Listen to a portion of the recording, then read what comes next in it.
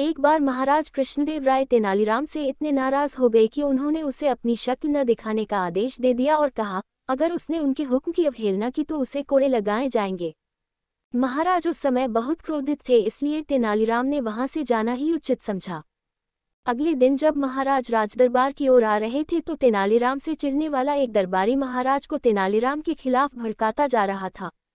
वह महाराज से बोला, आज तो तेनालीराम ने आपके आदेश की अवहेलना की है। आपके मना करने के बावजूद भी वह दरबार में आया है और वहां उल-जुलूल हरकतें करके सबको हंसा रहा है। दरबारी की बात सुनकर महाराज के कदम तेजी से राजदरबार की ओर बढ़ने लगे।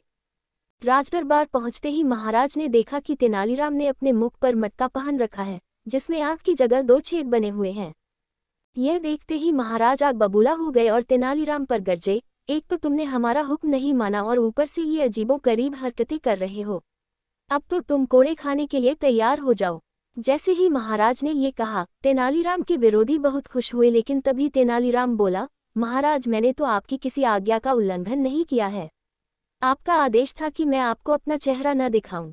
क्या आपको कहीं से मेरा चेहरा दिख रहा है? यदि ऐसा है तो जरूर उस कुम्हार ने मुझे फूटा हुआ मटका दे दिया है। तेनालीराम की बात सुनते ही महाराज का गुस्सा छूमंतर हो गया और उनकी हंसी छूट पड़ी। वे बोले, किसी ने सच ही कहा है कि बेवकूफ़ों और विदूषकों पर नाराज होना व्यर्थ है। अब इस मटके से मुंह को बाहर निकालो और अपने आसन पर बैठ जाओ।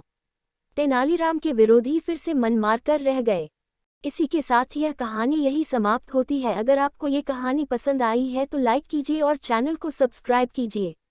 धन्यवाद।